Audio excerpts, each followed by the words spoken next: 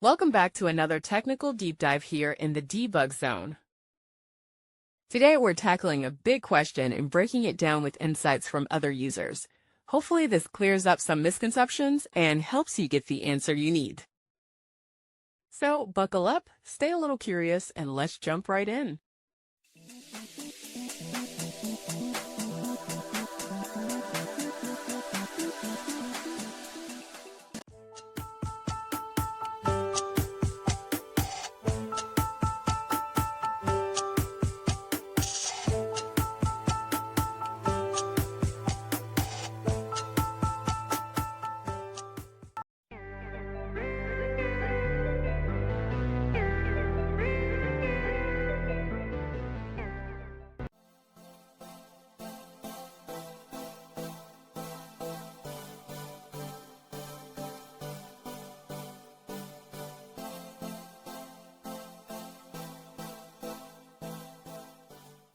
And that's a wrap.